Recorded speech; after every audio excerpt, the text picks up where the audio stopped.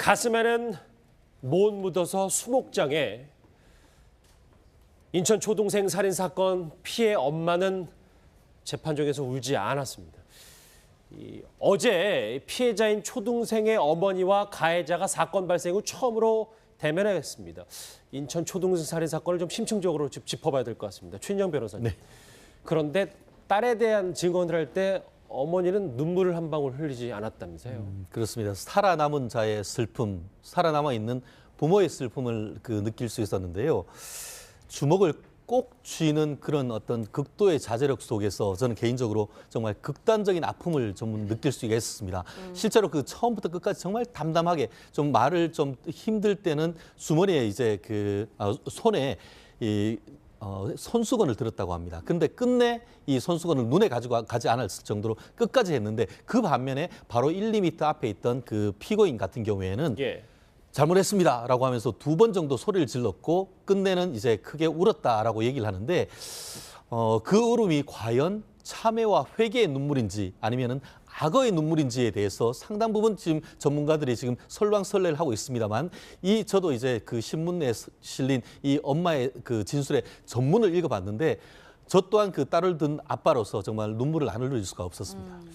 참 이 초등생, 살해를 당한 이 초등생은 사실 보는 사람들까지 웃음 짓게 만들었던 아이였다고 하는데요. 이웃들의 증언 한번 듣고 오겠습니다. 머리 길고 이뻤어요, 애기가. 가냘프고. 사람들이 이사 가는 날 다 나와서 이렇게 쳐다보고 그냥 참 마음 아파했지. 여기서 핸드폰 빌려달라 해가지고 그 납치범이 집 가서 납치를 하래요. 집 가서 죽인 다음에 어떤 사람한테 팔아가지고 목사님 예단났대요. 네, 어제 실제로 취재를 위해 법정에 갔던 기자들까지도 눈물바다였다고 하는데 실제로 이 어머니께서 생전에 스마트폰을 사주지 못한 것에 대해서 굉장히 자책을 했다 이런 얘기가 있더라고요. 맞습니다. 이 피해자 어린이는요, 이 김양에게 핸드폰 좀 빌려줄 수 있냐라고 물어보면서 접근을 했고 그렇기 때문에 범행에 당하게 된 건데요. 그를 두고 이 어머니는 원래 휴대폰을 사놨는데도 이 딸에게 주지 않았었다. 스마트폰이 애들에게 안 좋다기에 최대한 나중에 주려고 했기 때문이다. 이렇게 진술을 했습니다. 아직 주지 않은 휴대폰은 있는데 이 휴대폰 때문에 아이가 죽었다고 하니 얼마나 이 마음이 속상을 하셨겠습니까? 그렇기 때문에 피해자 어머니는 이런 말씀들을 하셨을 것 같습니다. 이게 그런 사건 당일에 가해자가 김양에게 핸드폰 빌렸다면서요? 그렇습니다. 그러니까 지난 3월 29일 날 12시 한 47분경으로 지금 경찰 조사 나와 있죠. 근데 지금 이게 밝혀지면서 한 가지 충격을 줬던 게 또 하나 있습니다. 뭐냐면 소위 말하면 캐릭터 커뮤니티에 만난 상황극을 연출하면서 만났던 그 공범인 박모양이라는 이 사람하고 메신저를 주고받으면서 나는 고층 아파트에서 초등학교 운동장을 바라다 보고 있는데 아이들이 노는 모습을 물끄러미 바라다 보고 있다라고 하면 그러니까 그 메신저의 답이 어떤 거였냐면 박모양이 그 중에 한 아이가 죽겠네 불쌍해서 어떻게 깍 이런 메신저 주고받은 게 이제 수사 결과 드러났거든요. 그렇다고 하면 이 김모양 17세 가해자는 이미 어떤 대상을 향해서 극단적인 어떤 그런 살인 사건을 준비한 그런 심리적인 게 엿보인다는 측면에서 상당히 충격을 주고 있다. 이렇게 지금 보고 있는 것입니다. 이 피해 초등생의 여러 가지 주변인들의 반응을 들어봤다면 인근 어린 아이들은 이 가해자인 김양을 캐리어 아줌마라고 불렀다고 합니다. 무슨 얘기인지 한번 들어보시겠습니다. 그리고 가해자 주범을 아는 친구들이 많아요. 어린 아이들이. 항상 그 놀이터에서 캐리어를 듣고 있던 캐리어 아줌마 하면은 외지가는 아이들이 많이 알아요. 캐리어를 들고 나와서 벤치에서 아무것도 안 하지 않고 있고 화장실 가서 한두 시간씩 바깥을 지켜보고 사건 당일날도 여자 화장실에서 바깥이 훤히 보이는 유리를 통해서 어린아이들 놀고 있는 걸 한 30분가량 지켜봤다고 그러더라고요. 네, 저희가 저 증언을 흘려들을 수 없는 이유는 저 말은 곧 이 가해 학생 김모양이 그동안 쭉 범행을 좀 계획해왔다. 뭐 네. 캐리어를 끌고 다니면서 범행 대상을 물색했다. 저희가 뭐 이렇게 받아들여도 될까요? 네, 맞습니다. 지금 김양과 김양 변호인 측은 충동적이고 우발적인 범죄였다고 주장을 하고 있는데요. 그런데 이 증언을 보면 김양이 그 검정색 옷과 캐리어를 든 채로 마을에 자주 나타났었다. 그러니까 범행 대상을 물색했었던 것이 아니냐라는 정황 증거로 제시가 될 수 있습니다. 예. 그렇기 때문에 이 피해자 가족 측은요, 이를 두고 정황 증거들이 있으니 재수사를 요구하고 이 아이가 더 큰 형량을 받을 수 있게 좀 촉구를 하는 상황입니다. 이 피해 초동생과 어머니 얘기를 좀 더 해봐야 될 것 같은 네. 게 그 시반이라는 단어가 네. 있잖아요. 이게 무슨 말인지 예, 설명해 시반이 뭐냐면은 이제 사람이 그 심정지가 오게 되면은 이제 좀 어렵겠지만 이 중력에 의해서 체내에 있는 피가 소위 그 피하로 이렇게 몰리는 겁니다. 그러면서 자주색 빛을 띠는데 보통 2시간 정도 지나게 되면 이 자주빛이 점점 진하게 되고 24시간 정도 하루가 지나면 가장 진하게 나오는 그런 증상을 시반이라고 하거든요. 시신에서 나오는 증상입니다. 근데 지금 이 어머니가 하시는 말씀에 가장 저도 수사를 오래 했던 사람으로서 가슴 아팠던 게 뭐냐면 예. 아이의 이제 염을 하기 위해서 입회를 하는데 아이의 옷을 입혀주려고 했는데 시신이 이렇게 훼손돼 있는 상태라 옷을 잘라서 입혀줬고 그다음에 얼마나 정말 그 고통스럽고 억울했으면 눈을 뜬 채로 있었다는데 이 어머니가 이 모습을 보고 아이는 꽃으로도 때리지 말고 그다음에 정말 눈에 넣어도 아프지 않다. 8살밖에 안 된 딸 아이지 않습니까?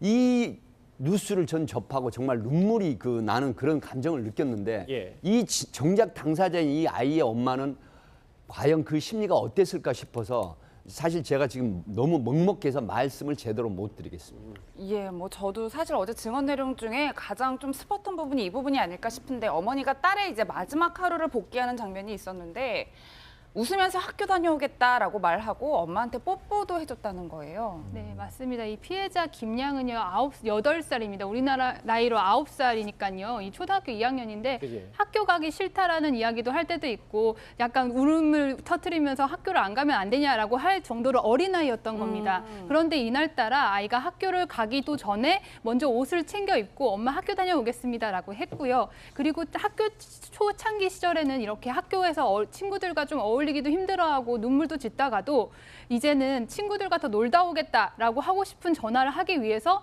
김양에게 전화기를 빌렸다가 이런 사태가 난 거니까요. 예. 엄마는 그때 학교를 가던 모습이 마지막으로 기억이 나니까 얼마나 그게 가슴에 아리고 슬프겠습니까? 그렇죠. 그렇기 때문에 검사의 질문에 그 당시의 상황을 아주 절절하게 그림 그리듯이 증언을 해냈습니다. 뽀뽀를 하고 간 게 마지막이었다는 건데.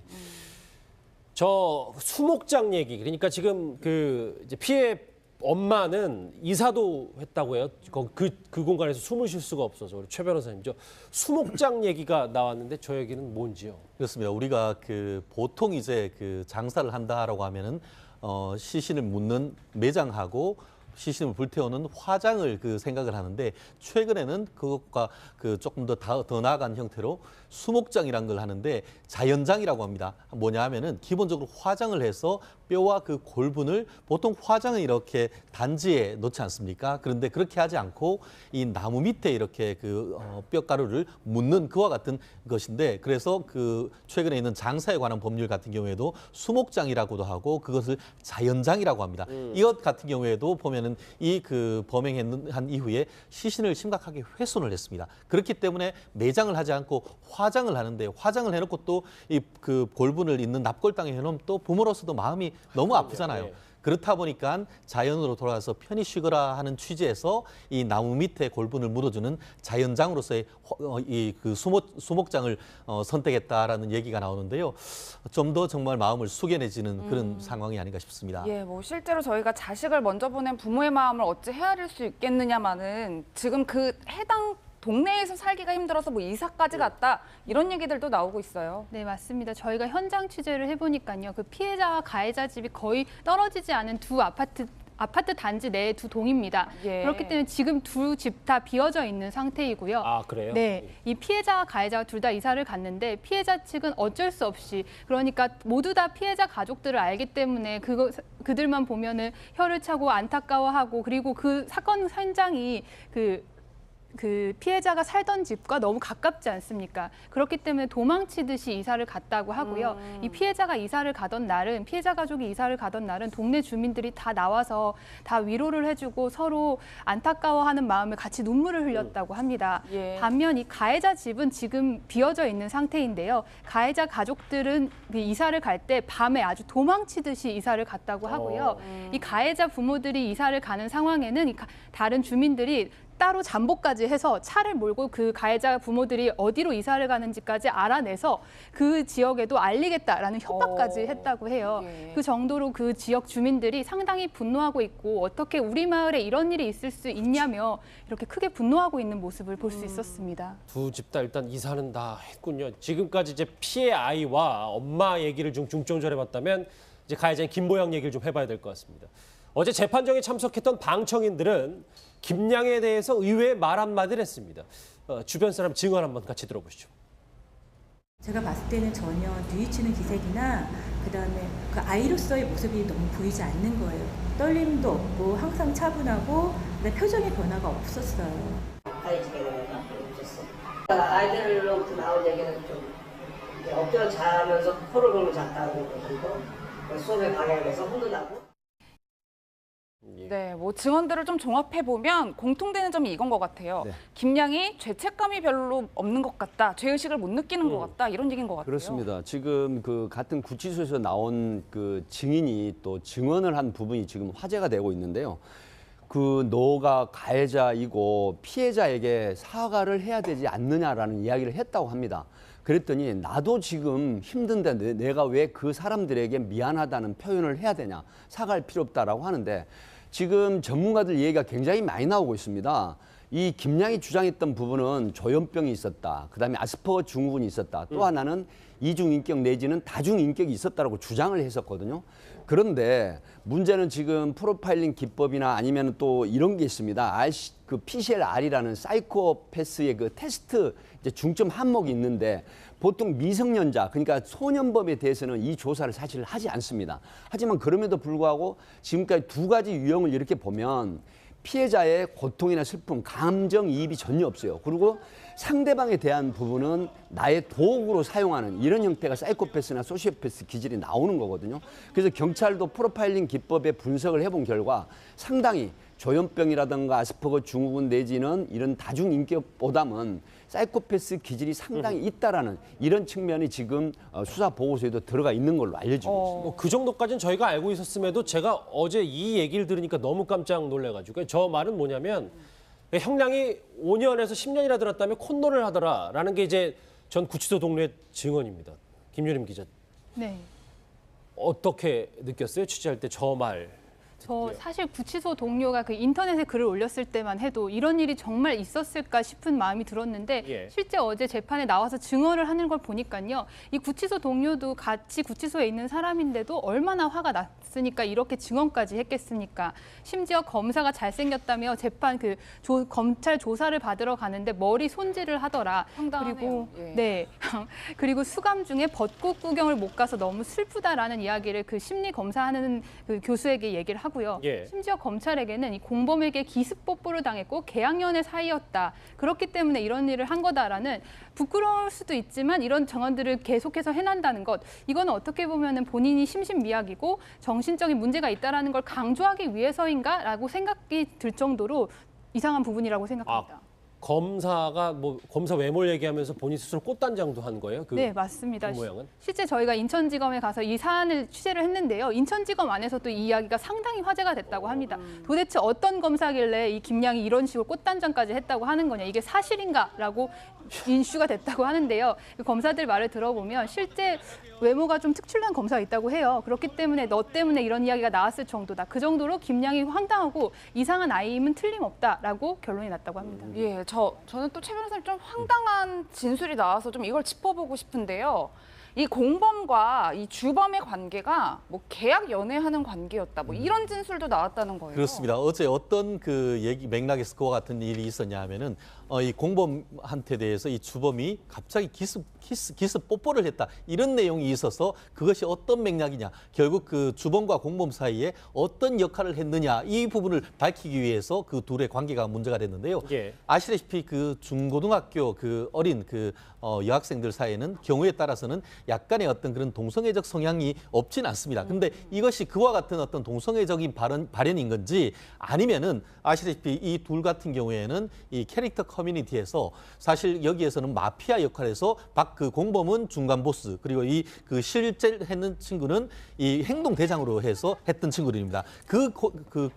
커뮤니티가 끝나고 난 다음에도 예. 인터넷에서 계속 그와 같은 비슷한 계약 관계를 유지를 했는데 지금 공범 같은 경우는 그걸 부인하고 있습니다만 지금 주범 같은 경우에는 그 부분에 대해서 둘의 관계에 대해서 명확한 답은 하진 않았기 때문에 이 둘의 관계에 대해서도 여전히 미스테리다 이런 상황인 것 같습니다. 이 주범과 공범 두 사람 사이에는 이해하기 어려운 부분이 참 많아서 저희가 심리 전문가에게 직접 이 얘기를 물어봤습니다. 굉장한 호기심이 있는 거예요. 이 학생들이. 그렇기 때문에 살인도 일정 부분 사람을 죽이면 어떻게 될까? 어떤 모습이 될까? 어떨까에 대한 진짜 잔인한 호기심 때문에 이 일이 모두 발생이 된 거고요. 어떤 기스키스를 했다든가 성적인 부분도 어떤 의미에서 호기심과 충동성에 의해서 일어나는 거기 되는 거고 굉장히 어떤 자극 추구도 호기심, 충동성에 의한 행동이 아닌가라고 먼저 생각을 해봐야 되고요. 그러니까 이제 동성 간의 애정 표현이나 그리고 지금 말도 안 되는 이 살인을 저지른 게 다 호기심 때문이다. 이렇게 받아들여야 되는 거예요. 예, 물론 사실 의학적으로 여러 가지 그 증후군이나 질병에 대해서 정신병이나 심리 상담 또 심리 의사가 이렇게 말을 할 수도 있지만 사실은 저는 약간의 그 부동의한 부분이 있습니다. 왜 그러냐면 나이가 어리다고 해서 모든 죄가 희석이 되거나 그다음에 그 약해진다라고 하는 부분은 아니거든요. 왜 그러냐면 나이 17세, 19세 이 아이들이 과연 충동에 의한 호기심에 의한 이런 부분의 범죄를 했을까? 아니라고 보거든요. 왜 그러냐면 상당히 치밀하게 준비한 게 있고 그다음에 행동 패턴을 분석을 해보면 이전에 이미 어떤 대상을 타겟 삼아서 내가 추구하고자 하는 범행을 준비를 했다는 부분이 여기저기에서 드러나는 부분들 이런 부분들을 봤을 때 과연 이게 충동심이나 호기심에 의한 그런 살인사건이고 시신을 유기하는 이런 형태의 범죄일까? 더군다나 박모양 같은 경우에는 마치 그 문자 메시지를 보면은 사람을 살해해도 되겠다. 그다음에 한 아이가 희생이 되면 불쌍하면 어때? 이런 부분들 그리고 그 시신의 일부를 받아서 지하철역에서 받아서 다른 곳에 유기한 이런 부분들 과연 그리고 김양은 사실 어떻게 했습니까? 거기 18년간 살았던 주민도 몰랐다는 18층 옥상 물탱크 5m 2번이나 올라가서 시신을 아무도 모르는 곳에 유기를 하는 이런 치밀함. 과연 이런 부분들이 충동심이나 호기심을 충족하는 범죄라고 보기에는 너무 끔찍하다. 그래서 지금은 비록 청소년이나 미성년자 범행이라 하더라도 시대가 바뀌었습니다. 사실은 저는 이 어머니 마음을 다시 한번 생각을 해봐요. 왜 그러냐. 부모가 죽으면 하늘로 보내지만 자식이 죽으면 가슴에 묻는다는 이 말이 전 너무 절절한데 예. 이 어머니를 생각해서 피해자에 대한 그런 부분 때문에 지금 전국에서 가해자에 대한 수사를 철저하고 재판을 공정하게 해서 알겠습니다. 12명의 변호사 이런 부분을 떠나서 정말 공정한 재판에 합당한 처벌을 받아라 이런 여론이 높다는 이유가 그래서 나오는 것 같습니다. 예. 그런데 이 가해자인 김양의 부모는 자식이 참혹한 범행에 대해서 이런 얘기를 했습니다. 들어보실까요? 맨날 울고 이제 좀 정신 차려 반성하고 있는 것 같아요. 처음에는 제정신이 아니더니 다 거짓말이에요. 분명히 어색해갖고 얼마나 동물이 이뻐하는데 제가 해봤자 집에 놓질 않아요. 피해자분들한테는 정말 죄송스럽고요. 사과도 드리려고 하는데 그분들이 만나주질 않네요. 도무지. 뭐 일단 죄송스럽다는 말씀을 하는 것 같은데 좀 저는 의문 드는 점이 이 부모님들께서 그 김양에게 구치소에 있는 김양에게 정신질환 관련 서적을 넣어주고 있다고 하는데 그 의도가 있을까요? 네, 맞습니다. 이 김양에게 지금까지 부모가 이 책을 10여 권을 전달을 했다고 합니다. 그런데 그중에 상당 만화책이라고 하고요. 예. 그중에 일부는 정신질환과 관련 책, 그러니까 뭐 아스퍼거 증후군 아니면은 사이코패스 이런 것 관련된 책이라고 해요. 아마 김양에게 네가 지금부터 이 법정에서 주장할 내용이 정신병 관련 질환에 대한 내용들이 있을 수 있으니 너도 일부분 알아봐라라는 의도가 있을 수도 있다고 해석도 되고요. 일부는요, 제가 생각하기엔 김양의 집에서 사이코패스라든지 아니면 악마의 뭐 어쩌고 하는 이런 책들이 상당히 많이 발견이 됐다고 합니다. 예. 그러니까 김양 취향 스스로가, 김양 자체가 그런 정신병적인 부분에 관심이 많기 때문에 이 구치소에서 시간을 보내는데 너에게 적합한 책을 보내준다라는 의미가 있을 수도 있을 것 같고요. 하지만 현재 지금까지 김양이 법정에서 하는 주장을 보면은 아스퍼거 증후군이라든지 이렇게 일반인들은 모르는 정신질환에 대해서 상당히 자신이 잘 알고 있고 자신은 정신 감정을 받아야 된다라고 주장하고 있지 않습니까? 예. 그렇기 때문에 상당히 학습이 되고 있고 그것은 부모의 영향이 많다고도 보여지고요. 그리고 또 취재를 하면서 주목을 했던 부분은 4월 달부터 지금까지 한 3, 4개월 정도 구속이 되어 있는 상태에서 면회가 가능했던 58일 중에 50일이나 부모가 이 면회를 갔습니다. 그 정도로 이 김양의 형량을 유리하게 하기 위해서 부모가 상당히 노력을 하고 있다라는 정황 증거로 볼 수 있을 것 같습니다. 김윤은 기자가 이걸 쭉 취재했는데 뭐 여러 가지 질문들을 핵심 포인트는 다 짚어봤지만 좀 못다한 얘기라든지 좀 이 취재하면서 어떤 생각이 들었는지 간단하게 말씀을 좀 해주시면 됩니다. 네, 이 김양은요 사실 왜 이 어리고 이 약한 9살의 소녀를 범행 대상으로 삼았나 이 부분에 저희는 가장 집중을 했습니다. 김양은 어떻게 보면 6, 7년 동안 정신질환을 앓아왔고 우울증을 겪었고요. 그리고 가정 안에서 자신의 안정성을 느끼지 못했던 것 같아요. 그렇기 때문에 캐리어를 들고 초등생들을 바라보면서 해맑고 티 없는 아이들을 보면서 일종의 시기와 질투 그리고 나에게 없는 천진난만함들을 느꼈기 때문에 약한 존재를 공격한 것 아닌가라고 저희가 취재를 하는 과정에서 프로파일러들이 공통적으로 지적을 했습니다. 그렇기 때문에 저희가 이 김양의 가족에 대해서 취재를 하는 데 집중을 했고 이 가족들은 상당히 조금 유복하다라고 볼 수도 있을 정도로 안정돼 있는 가정 경제 형편임에도 김양에게 안정적인 이런 보호막이 되어주지는 못했던 것 같아요. 그렇기 때문에 김양이 지속적으로 정신병을 앓고 SNS나 이런 인터넷 세상에 집중을 하다 보니 이런 참담한 현실이 일어난 게 아닌가라는 생각을 했습니다. 예, 뭐 최 변호사님 정리하는 분위기로 이제 뭐 김양은 어쨌든 계속 정신질환을 주장할 거란 말이에요. 앞으로 법정에서 뭐 심신미약이 받아들여질지 아니면 뭐 법정 최고형인 20년이 선고될지 좀 궁금한데요. 그렇습니다. 이 부분에 대해서는 뭐 여러 가지 견해가 있을 수 있습니다만 지금 아까 그 김 기자가 정확하게 지적을 했는데요. 살인은 일단 이루어지는 것이고 우리 양형을 할 때 어떤 것으로 할까를 했을 때에 지금 대법원 양형위원회 같은 경우에는 동기를 기준으로 6가지를 살인을 그 동기를 기준으로 분류하고 있습니다. 그중에 이것 같은 경우에는 비난 동기 살인. 1인을 어떤 살해욕의 발로로서 살해했을 경우에 되는데 기본적인 법정형이 한 15년에서 한 18년 그리고 또 가중되면은 한 무기징역도 가능한 그런 상태인데요. 말씀하셨던 것처럼 계속 본인들은 어떻게 보면 다중인격 내지 심신미약을 주장을 하고 있단 말이에요. 근데 어제 제가 듣기로는 그 교수님이 정신 교수님이 나오셔가지고는 이거는 그 정신질환이라기보다는 오히려 사이코패스에 가깝다 이런 진단을 했기 때문에 그런 취지에서는 형이 감경되기는 쉽지 않지 않을까 싶은데요. 말씀드렸듯이 그럼에도 불구하고 소년범이다 보니까 맥시멈이 20년 그리고 경우에 따라서는 다른 형은 모르겠는데 이 소년범 같은 경우에는 무기라 한다 하더라도 15년 그리고 뭐 한 15년의 경우에는 한 5년 정도 되면 가석방 될 수 있는 여지가 있습니다. 그래서 앞으로 형 집행하는 어떤 교정 당국에서도 이 부분에 대해서 관심이 높아야 되는 거 아닐까 싶습니다. 김양은 재판에 넘겨졌는데 아직도 밝혀야 할 의혹들은 남아 있는 것 같습니다. 하시는 말씀에 가장 저도 수사를 오래 했던 사람으로서 가슴 아팠던 게 뭐냐면 아이의 이제 염을 하기 위해서 입회를 하는데 아이의 옷을 입혀주려고 했는데 시신이 이렇게 훼손돼 있는 상태라 옷을 잘라서 입혀줬고 그다음에 얼마나 정말 그 고통스럽고 억울했으면 눈을 뜬 채로 있었다는데 이 어머니가 이 모습을 보고 아이는 꽃으로도 때리지 말고 그다음에 정말 눈에 넣어도 아프지 않다. 8살밖에 안 된 딸 아이지 않습니까? 이 뉴스를 전 접하고 정말 눈물이 나는 그런 감정을 느꼈는데 이 정작 당사자인 이 아이의 엄마는 과연 그 심리가 어땠을까 싶어서 사실 제가 지금 너무 먹먹해서 말씀을 제대로 못 드리겠습니다. 예, 뭐 저도 사실 어제 증언 내용 중에 가장 좀 슬펐던 부분이 이 부분이 아닐까 싶은데 어머니가 딸의 이제 마지막 하루를 복귀하는 장면이 있었는데 웃으면서 학교 다녀오겠다라고 말하고 엄마한테 뽀뽀도 해줬다는 거예요. 네, 맞습니다. 이 피해자 김양은요, 8살입니다. 우리나라 나이로 9살이니까요. 이 초등학교 2학년인데 그치. 학교 가기 싫다라는 이야기도 할 때도 있고 약간 울음을 터뜨리면서 학교를 안 가면 안 되냐라고 할 정도로 어린아이였던 겁니다. 그런데 이날따라 아이가 학교를 가기도 전에 먼저 옷을 챙겨 입고 엄마 학교 다녀오겠습니다라고 했고요. 그리고 학교 초창기 시절에는 이렇게 학교에서 친구들과 좀 어울리기도 힘들어하고 눈물도 짓다가도 이제는 친구들과 더 놀다 오겠다라고 하고 싶은 전화를 하기 위해서 김양에게 전화기를 빌렸다가 이런 사태가 난 거니까요. 예. 엄마는 그때 학교를 가던 모습이 마지막으로 기억이 나니까 얼마나 그게 가슴에 아리고 슬프겠습니까? 그렇죠. 그렇기 때문에 검사의 질문에 그 당시의 상황을 아주 절절하게 그림 그리듯이 증언을 해냈습니다. 뽀뽀를 하고 간 게 마지막이었다는 건데. 저 수목장 얘기, 그러니까 지금 그 이제 피해 엄마는 이사도 했다고 해요.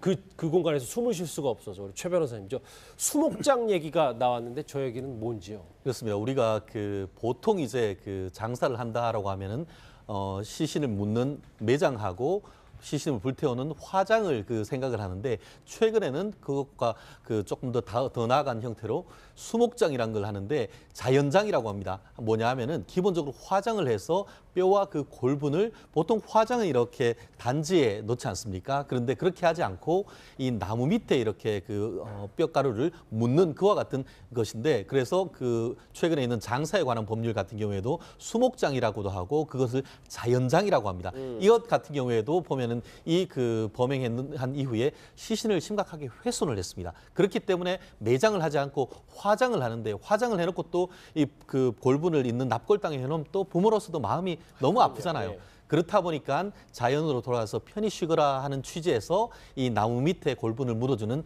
자연장으로서의 수목장을 선택했다라는 얘기가 나오는데요.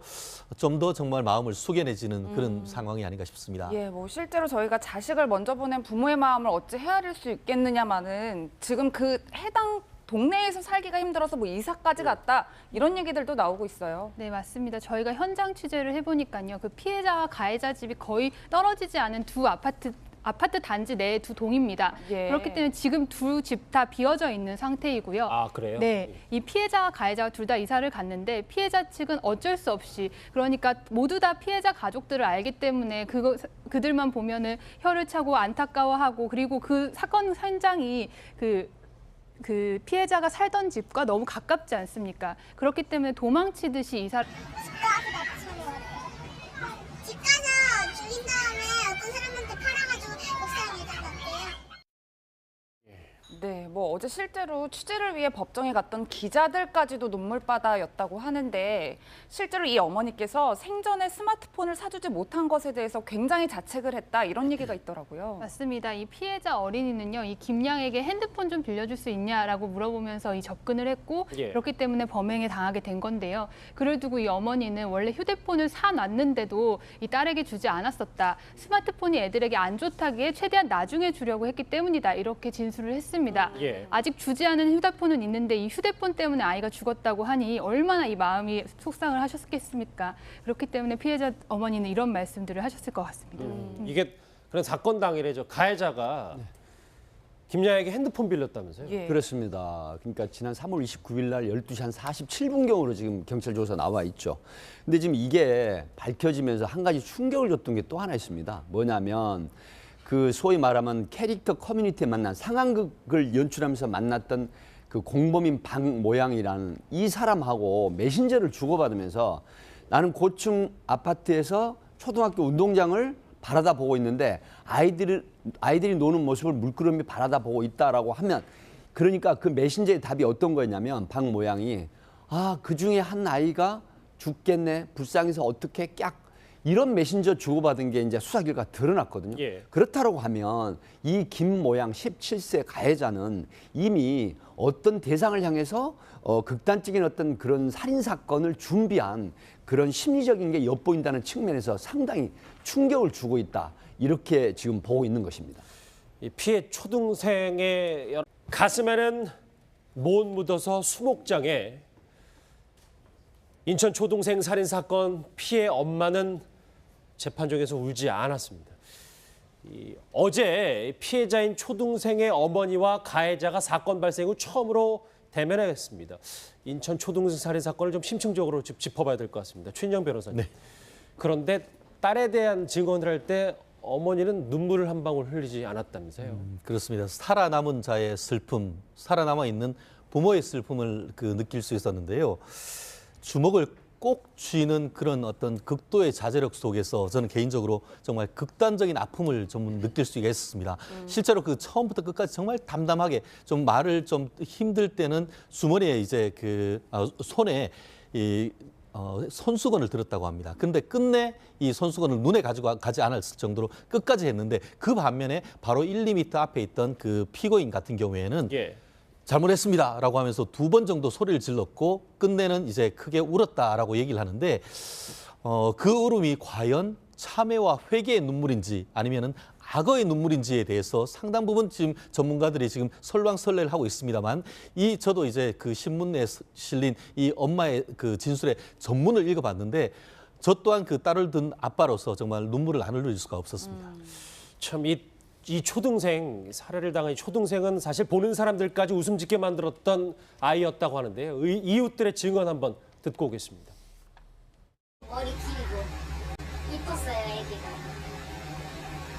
가냘프고. 사람들이 이사 가는 날 다 나와서 이렇게 쳐다보고 그냥 참 마음 아파했지. 여기서 핸드폰 빌려달라 해가지고 그 남친언니 여러 가지 주변인들의 반응을 들어봤다면 인근 어린 아이들은 이 가해자인 김양을 캐리어 아줌마라고 불렀다고 합니다. 무슨 얘기인지 한번 들어보시겠습니다.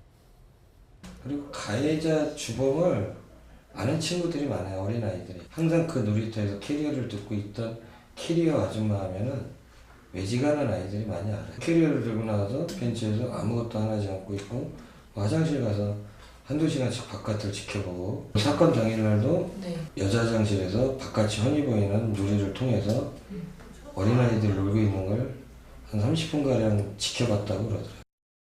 네, 저희가 저 증언을 흘려들을 수 없는 이유는 저 말은 곧 이 가해 학생 김모 양이 그동안 쭉 범행을 좀 계획해왔다.